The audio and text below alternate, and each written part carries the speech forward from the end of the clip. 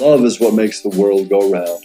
That's kind of been the formula that I've used, is surround yourself with great people. And if you do, you're going to have a farm load of great friends that in the end you can have great memories with. Welcome to the Why Magazine podcast, bringing you ideas, stories, and voices from Brigham Young University. This is Whitney Archibald, and today's guest is the legendary Tom Holmoe, BYU's athletic director for the past 2 decades, who recently announced he'll be retiring in May of 2025. We'll talk about how he ended up at BYU and why he kept coming back. And he'll reminisce about some of the amazing people he's been able to play with, coach with, and advise throughout his career. Tom Holmoe decided to come to BYU for his first season of collegiate football in 1978 when he was not yet a member of the Church of Jesus Christ of Latter-day Saints.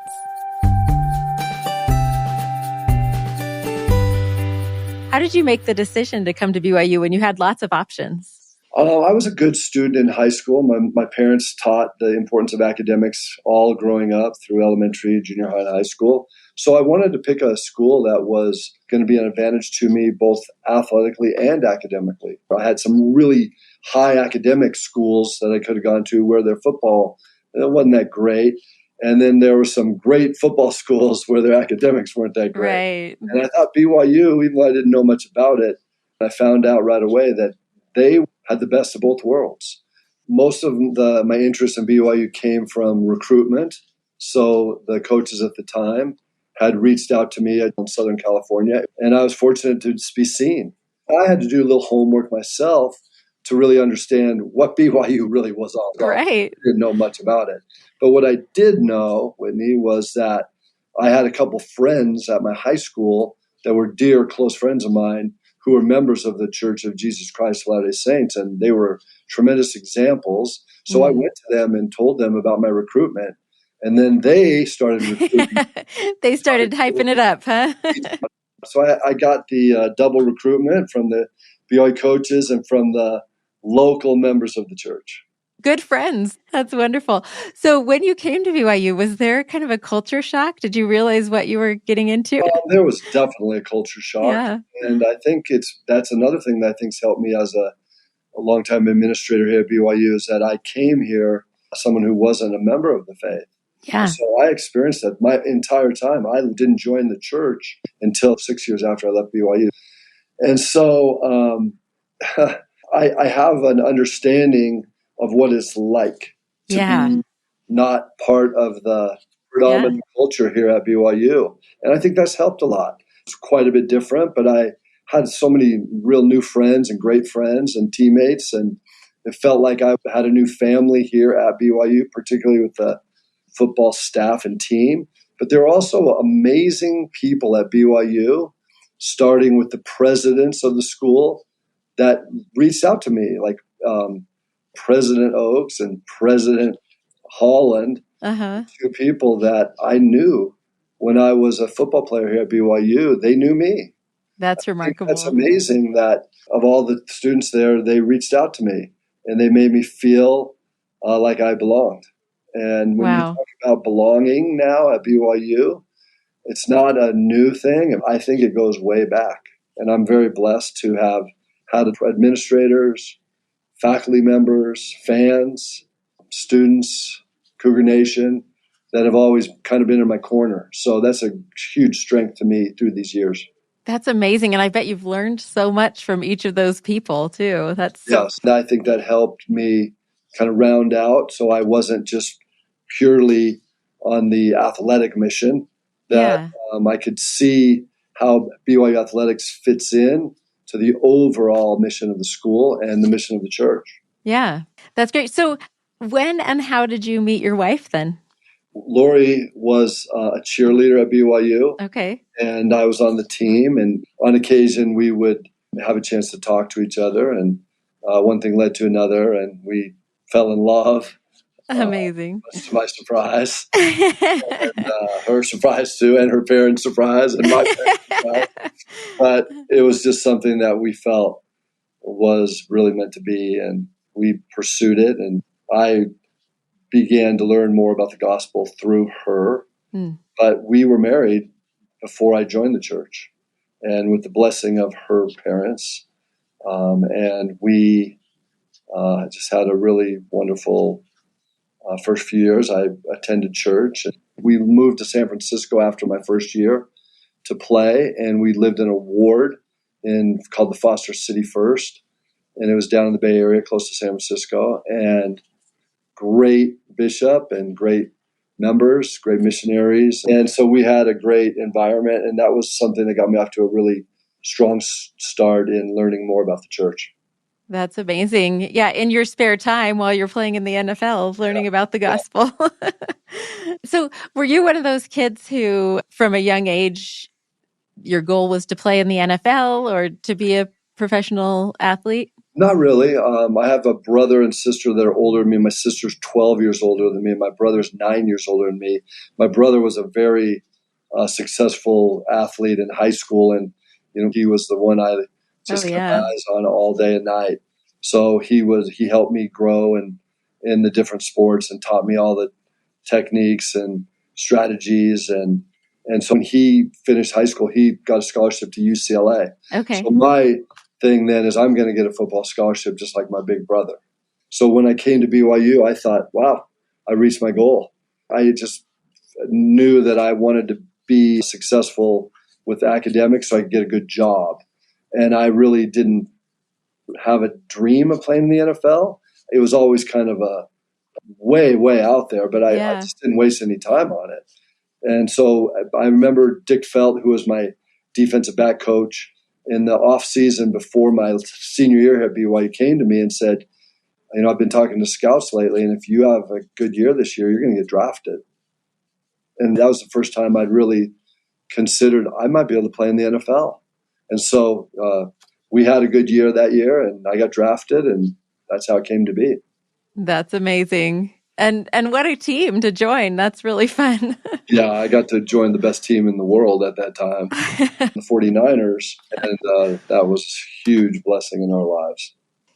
Well, I've heard you talk a lot about the specific culture you tried to build at BYU.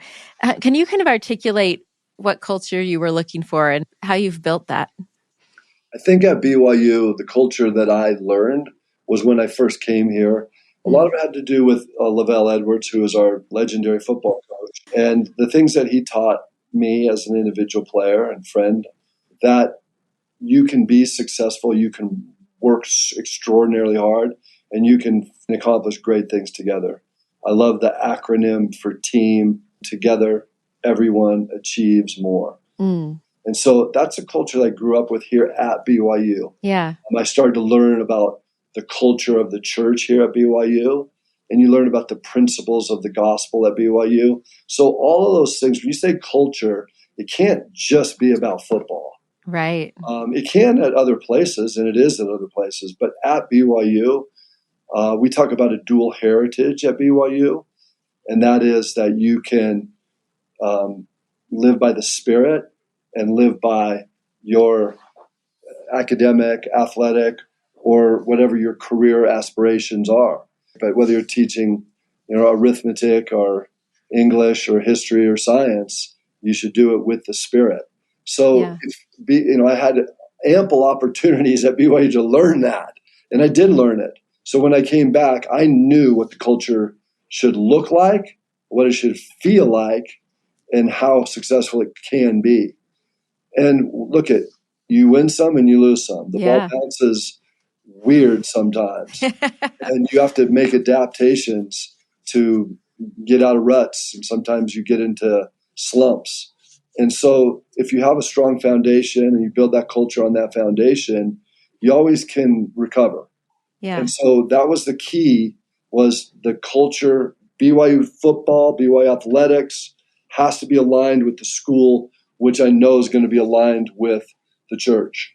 And that's, for 20 years, my number one priority goal is stay aligned with the church. How do you think the gospel has impacted your perspective of sports, and maybe vice versa? Like, what have you learned about the gospel through sports too? I know for a fact, for me, my testimony is I try to make Jesus Christ my priority in my life. So you can't make him your priority in your life if you don't take that priority into your sport. Yeah, So yeah. we take it into our sport. And if you look at Coach Satake right now, if you were to go down to football, the meeting will start with a prayer. Kalani will oftentimes talk about a gospel principle in team meetings. It permeates down to the positions and the players. You have a lot of opportunities for the players to talk about their spiritual life and to bear testimony, if you will, and give all the glory to God. When I was with the 49ers, there was a great spiritual side and a great spiritual strength. You had people from all walks of life, all different religions, different socioeconomic environments, different races. And the thing that I feel brought us together was the Spirit. And we had great players. And so, like the championship teams at the Niners, our team motto was one heartbeat. The way I took that is that was spiritual to me. And so I looked at my association with the 49ers. I took all the positives that I could pull out of that I learned about the Spirit, and brought those with me to BYU. And I learned and took things with me from Cal and Stanford too. Yeah. How did you make that decision to return to BYU? Well, I had retired from playing football with the 49ers, and I was set to go and get my master's degree at Ohio State. And I was going to get it in athletic administration. Coach Edwards Lavelle called me up, and my DB coach, Dick Felt, had a heart attack. Oh. And he wasn't going to be able to coach that year. So Lavelle asked me if I could come and coach the DBs as a graduate assistant. And I said, Coach, you don't have a program at BYU that I'm interested in, which is athletic administration. And the line went silent for about 5 or 10 seconds. And then he said, we do now. And so I said, no, you don't. He goes, yeah, we do. And so I actually got my master's program in a little bit of a potpourri of classes. It was the best experience of my life, was to take classes in the law school, the business school, school of education. And I got my degree in physical education. And so I did get a master's degree. And here's the point, Whitney, is that I coached for a year so that Dick Felt could come back after that year. Because if they would have had to hire someone, he would have been out of a job. Yeah. So I think the principle that I have loved all this time is I made a decision to come back to help my coach. And in helping him, I experienced a lot of great things about being back at BYU. And it got me into coaching. Because after that, I stayed for the second year, finished my master's degree, still helped Coach Felt now. But now there was no job for me to take. So I left after those 2 years, and that's where I got my job at Stanford. So Lavelle bringing me back here to help out Coach Felt was what got me into coaching. So I took a right turn and went into coaching instead of administration. After 14 years, then I came back the third time to BYU, and that was Lavelle bringing me back again. Really? He wasn't coaching at the time. I'd resigned from my position at Cal. It hadn't gone well. And he said, we need to bring you back. You need to be at BYU. We need you here. And I didn't go into football. I went into the athletic department as a fundraiser. And that led 2 years later to me becoming the AD. So I think that the world is about connections of people. Yeah. And Lavelle has been a connection in my life that has led to incredible opportunities. I just love how maybe you wouldn't have chosen that path, but the Lord knows where you need to be and who you need to be interacting with, and He'll make it work. 100%. But I think the key thing is if you have great relationships with good people, you can trust those people. Yeah. So like when Lavelle asked me to come back to help Dick, I did it. When he asked me to come back and do fundraising, I did it. And I trusted him, and I knew I could. As an administrator, I mean, we have to pay it forward. So I've spent the last 20 years trying to build relationships of trust so that people will, have somebody that they can rely on. So as the athletic director, was it fun to kind of dive into some of these other sports? Oh, yeah, for sure. I didn't realize the blessing it would be. I ran track, played football and basketball in high school, but you only played football at BYU. So when I came back as AD, I had to learn all the other sports, and I love them.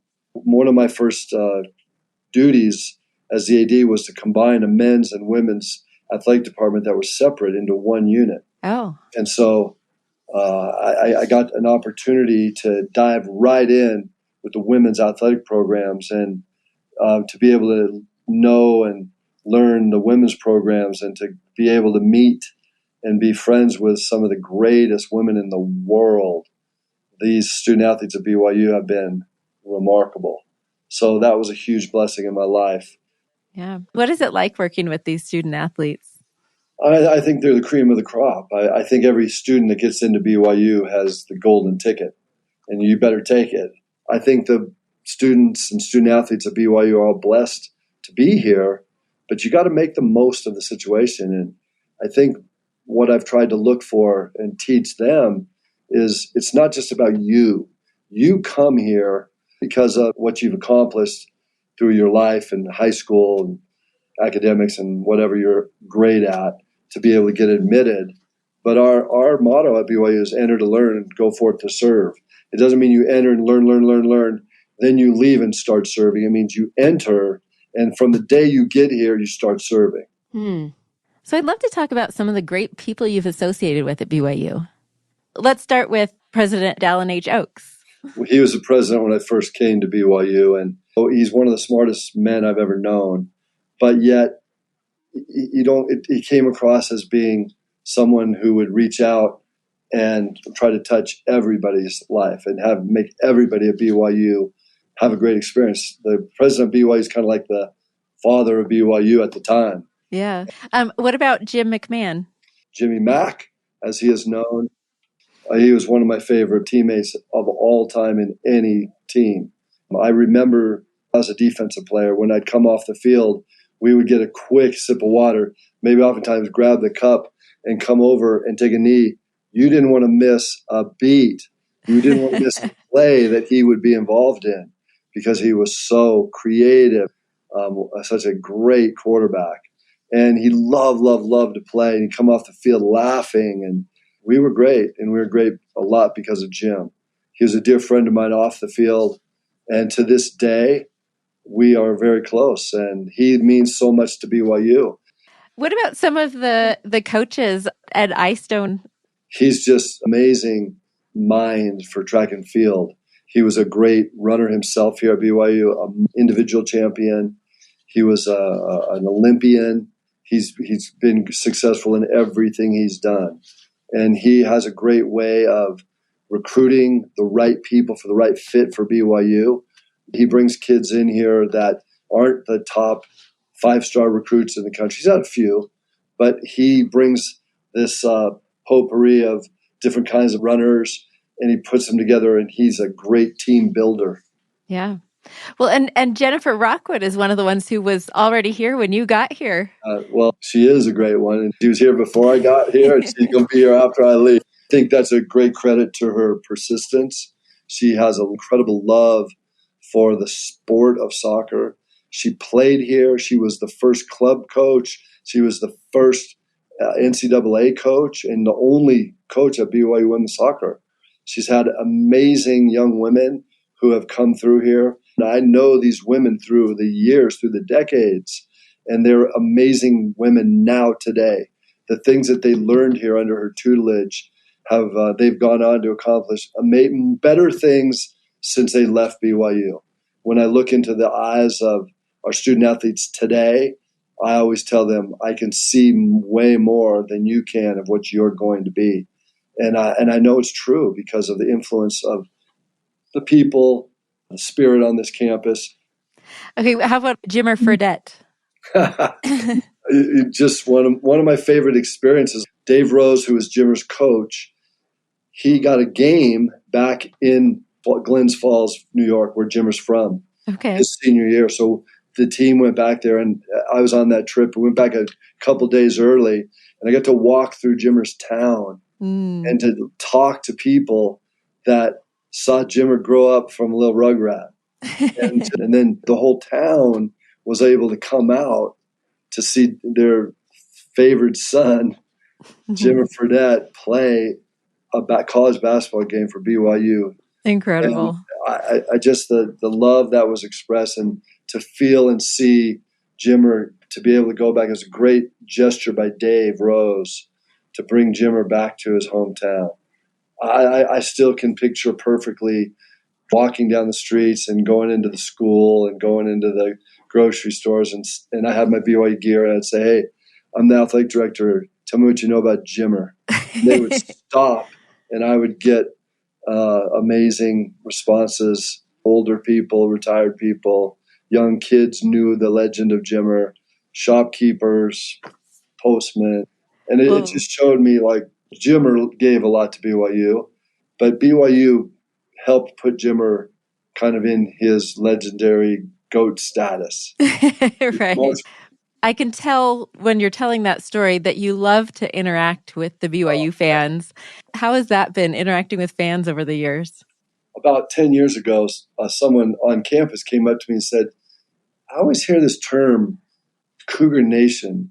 Who's Cougar Nation?" And I said, "How much time do you have?" But Cougar Nation, in a nutshell, is people that root for BYU. It's more like Cougar World now, or Cougar Universe. If you take a look at the globe, Cougar Nation is everywhere. So this is one of my favorite stories. Is I went with the BYU women's volleyball team to Greece, Turkey, and Egypt a couple years ago. And we played a game outside of Cairo against one of the women's national teams. And when we showed up at the arena, there were like 8 or 10 people in BYU gear that had heard that we were coming to play at that place. That's incredible. Cairo, Egypt. And they came to the game. Wow. So enter to learn, go forth to serve, always be a Coug supporter. True blue BYU. I love it. One more big question. What are you looking forward to for retirement? My wife and I want to serve a mission. We have a lot to give still, and we want to, and we're excited about another phase of our life, another role. And then I know wherever we go on a mission, there's going to be some Cougar fans that I can talk to and let them know a little bit about what it's like at BYU.